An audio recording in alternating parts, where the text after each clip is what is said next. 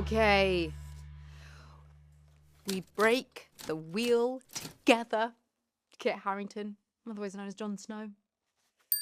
Yes, Khaleesi, that is the last thing I say before the cheeky little shit stabs me. Fucking outrageous. I was so pissed.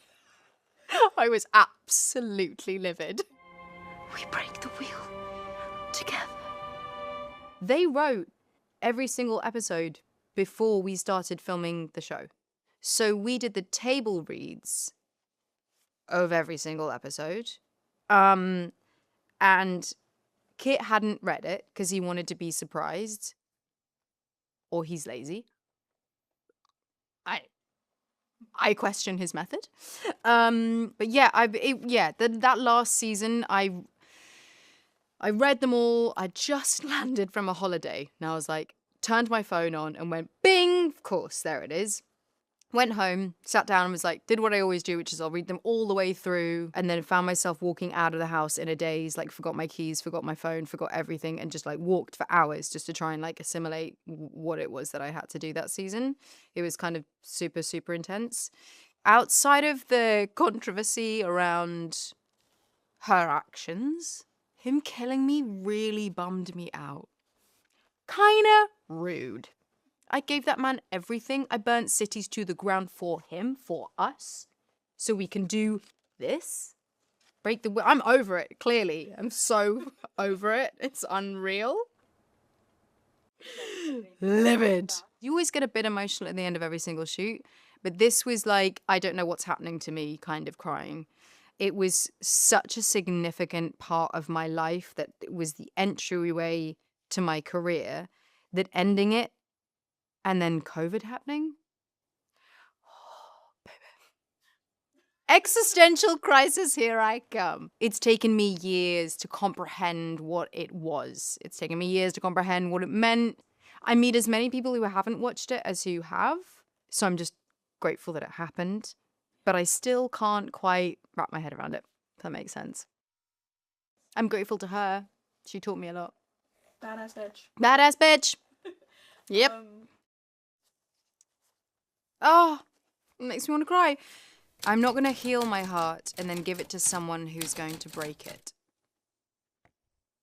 Last Christmas? Yes! Come on! I'm not going to heal my heart and then give it to someone who is going to break it. Yeah, I'm on a bench. I'm outside. It's cold. Me and Henry. Oh my God, yeah, this got me crazy emotional at the time. It was sad. Beautiful Paul Fee directing. Beautiful Henry with me. Emma Bloody Thompson. Dame, if you please. I don't get nervous acting. I mean, of course I do. I do get nervous acting, but like it's so ingrained and depends on the set and where you're on, all these things. Singing, come out in a cold sweat. Like fear, like I will throw up. I will lose my voice and then get it back after I've been singing. Like it's the scariest thing. And when I was singing that in the concert, it was full. It was a proper concert. It was terrifying. Last Christmas, I gave you my heart. Took me, weirdly, not as long as I would expect, to be able to listen to it again. Because I was like, well, that's just ruined my favourite Christmas song. My, like, stupid voice singing it. But it came back real quick. I was like, actually, no, this is just a banger. Woohoo!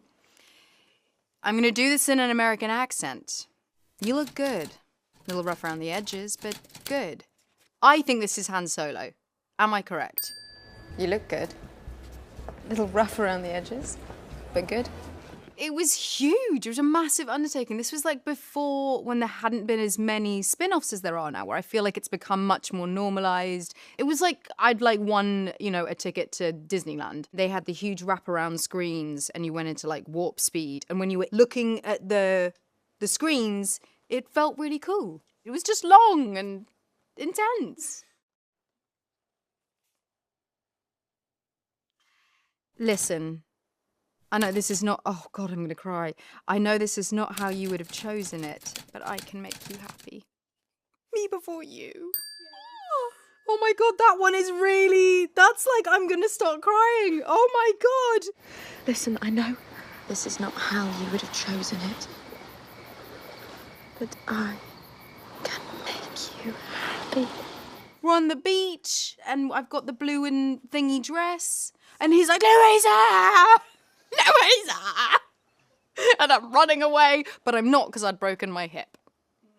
So that whole sequence, everything, half of me before you is with a broken hip that I didn't realize was broken until, like, because I didn't have any time to get an MRI. It was basically a stress fracture that I ignored for a month.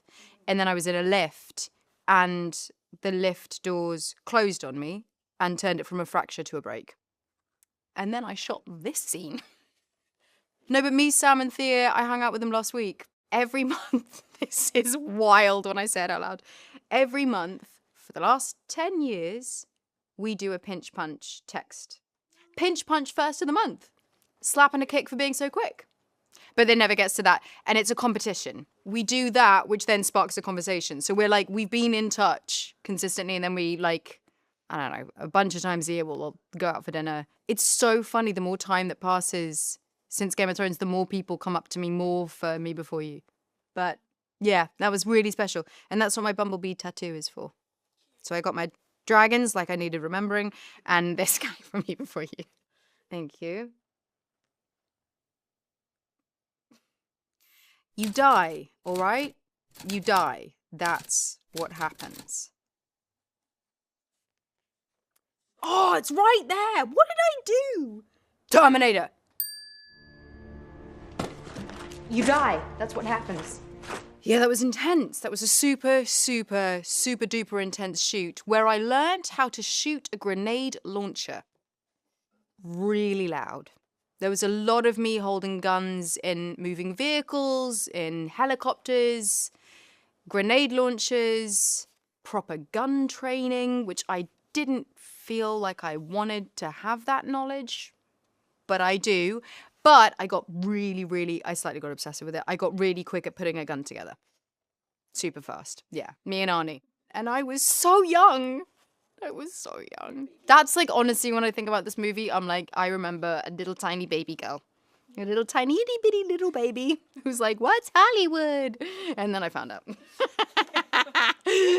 With guns. Excellent. Right. Okay.